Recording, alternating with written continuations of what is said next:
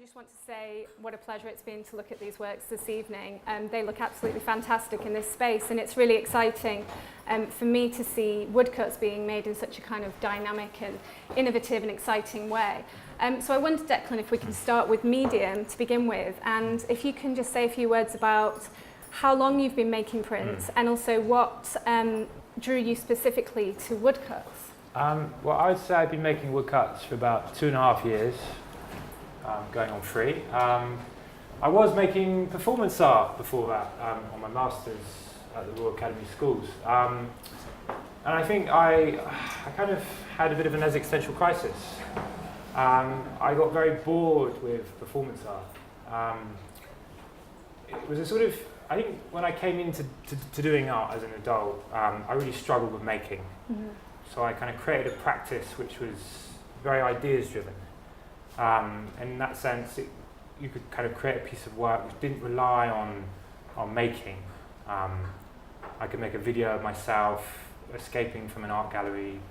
Sort of, I did this piece called Modesty. I was naked and I was using the art objects to escape from this gallery. And it sort of worked. But I became frustrated with, the thing with the performance was that the work only existed for the kind of duration of the performance, or say I was doing it would exist just for an evening. Mm-hmm. And I felt my practice became quite bureaucratic. And I found that the sort of overly conceptual approach was a bit deadening. And I was in my 3rd year of the course, and yeah, I mean, I was practicing ventriloquism. I was trying to create this character called Declan, and it wasn't going at all well. And the school went off on a trip to Istanbul, and I had the run of the place, so I started making these prints because I had it in the back of my mind. Oh well, I did one woodcut on foundation, and it came out quite well. And I was, but what? You know, I'd really like to try making a woodcut. And so I started making these woodcut prints, and somehow I just fell in love with the medium. For me, it felt like a medium which was more forgiving of the sort of roughness or sort of the messy way in which I work, the awkwardness. Yeah. You said you like the kind of physical side of making woodcuts, but you've also spoken about how kind of laborious it can be and how much hard work it can be. Is that something that, I mean, do you see it, I'm interested in how your woodcuts relate to your performance work, for example. Do you see that almost as a part of it, the kind of physical process of making the woodcuts? It's part of the work. For me, I mean, I always like something to fight against. That, for me, is the main thing in my practice, is that in some way I'm always fighting against something. Yeah. So in performance art, I mean, I remember I made a performance where I was trying to draw a line across a wall, and my leg was taped against this other performer who was trying to drag me back. And I often think of Greek tragedy, actually, this notion of agon, which is this notion of conflict. And the meaning of the work comes out of this, the conflict between these two opposed energies, in a way, the protagonist and the antagonist. And with the woodcut, I am kind of fighting against the medium. And because, you know, the prints are so large, I often feel like I'm actually having a fight with the materials. They're not cooperative. It's not easy to make a print on this scale. I make my prints without press. I use a Japanese baron, they're all handmade. So they're quite gestural. Yeah. And what about before you get to that point? How do you develop the imagery? Do you have kind of set ideas about the themes and the subjects before you embark on them? How do they develop?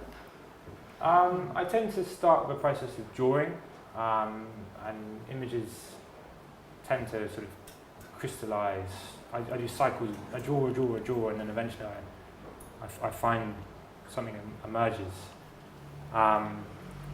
But for me, there's a Chris Kraus quote about desire, and it's not about this kind of a lack of energy, but more a surplus. This notion of a claustrophobia in your own skin, and for me, it's such a beautiful medium because I don't have to. With the performance, I had to kind of create. I was more of a producer. I had to create this whole project to produce a piece of work. But with this, I can kind of be very productive, and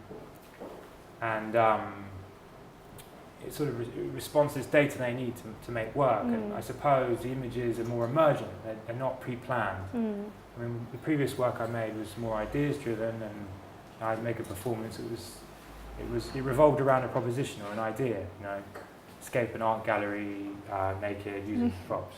But with this, it's less certain. It's more the image comes out of the process, and it sort of emerges. And I would say that it's less predetermined, and it's more about you make a move, and then the material sends something back at you, and then you have to reconsider. It's like a kind of conversation with this, or a struggle with the material.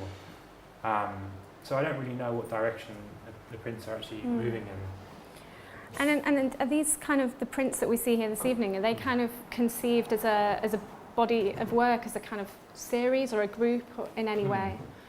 I would say that some of them are serial. I mean, these two, I would say that was a diptych, and these are more of a triptych. I do like to work in series, just because it means that I don't have to come up with new ideas. I can just have an idea, and then I can just keep playing with the idea until I sort of kind of really exhaust the sort of premise. I really like this notion of kind of really running with an idea until there's nothing left. And I like that notion of, when, with the series, you're kind of working, riffing off a theme, and I like to work with that kind of urgency. I don't like to hang about too much. Yeah. I sort of see myself running around. I sort of running out and running. I don't like to hang about, and I like the notion of the way that with a group, like a triptych, they're not self-contained prints. They're sort of a group, they're a series, formally and visually sort of interrelate with each other. So I like this notion of working beyond an individual print. Sort of, they're kind of sort of a spatial unit.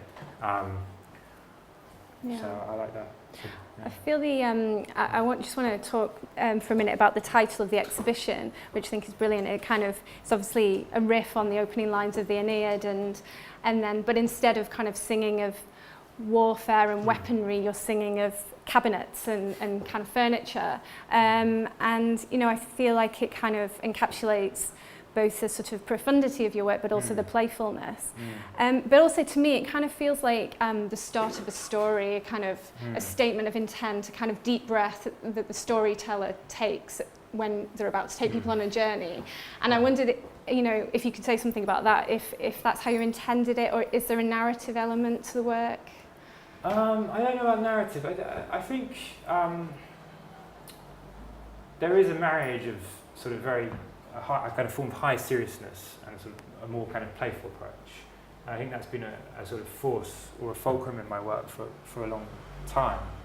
I think one of the more interesting analogies with maybe the epic mode or register is this thing of perseverance. And I was thinking about the Aeneid and how it's an extremely tortuous journey that the hero Aeneas has to take through Italy, almost a kind of incredibly like meandering, indirect kind of journey. And I was thinking with the medium itself, it is also involves this kind of sort of perseverance. They're quite, it's very roundabout.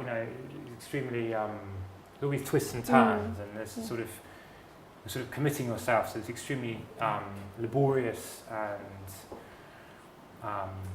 sort of. Yeah, and it also feels like by sort of icing of you're placing yourself at the centre of the work. Is that? I think I'm always in the middle of my work. Yeah. It was the same in the performance work. I think I'm always very central in the work. I mean, even these figures, I sort of see myself as maybe they're sort of ciphers for me, or maybe some people were saying earlier they look like me, so maybe they are. Different facets of my identity. I don't know, but I think I'm very much inside my work rather than some artists are very much working very indirectly or from the outside. I think I'm always very much inside the work physically. It's very personal. And you've spoken in the past about how your work has multiple meanings, or at least can be kind of interpreted in multiple ways. And You know, I was just wondering if you could say something. I mean, do you ever make work that you're aiming to kind of communicate a specific message through, or does it always have this kind of openness to it? I think most of them are very, very open-ended. I mean, I do like Guston's drawings, and this notion of, I think some art critic was talking about Guston's drawings being meta images, because they could talk about very many different things at the same time. I would say in this show, the only work which for me has a very definite meaning is the very small piece right at the back with the helmet. And I did sort of make that in the kind of run up to the American, well, after the American election. I was like, oh my God, fascism has arrived. And it felt like I was being we were being sucked into this incredibly brutal world. But most of them I think are very sort of polysemic, I might say. I like to sort of create, I think the notion of suggestion, they suggest many meanings. The notion the viewer can come and sort of see what they sort of interpret them in many different ways. I don't like to have a kind of closed off, I don't want to control the meaning of the work. I think it's more suggestive, it's more ambiguous, sort of, I think it functions at a more archetypal level. I don't think it's very, I'm not trying to say what, I couldn't tell you what that would mean. I bet lots of other people will try to tell you what it means. Well, they can try. And finally, just to finish off, I wondered if you could just say something perhaps about what you plan to do next, and do you plan to make more prints, more woodcuts? Yeah, I think so. I've been looking at lino actually. I think I might be the next thing for me. Having made so many big prints, they're so difficult to make. I think I might make some small prints now, more multi-layered works, with, more colour. I think colour is really coming into the work now. I've been looking at Michael Rothenstein and reading about how actually lino printing used to be considered to be a child's medium, and it was people like, I think, Edward Borden and Michael Rothenstein who actually were trying to kind of use it as a more serious artistic medium. So I'm very interested in that history. But I think colour is definitely coming into the work. I've done some paintings as well, actually, which I don't think they're ready to show, but I think they've definitely informed some of the prints I've made, and I think I might be moving in a more kind of pictorial dimension. Informed in what way? In sort of similar imagery, or those kind of? Well, I've been looking at Susan Rothenberg's paintings. Obviously, the horse paintings I think are tremendous. I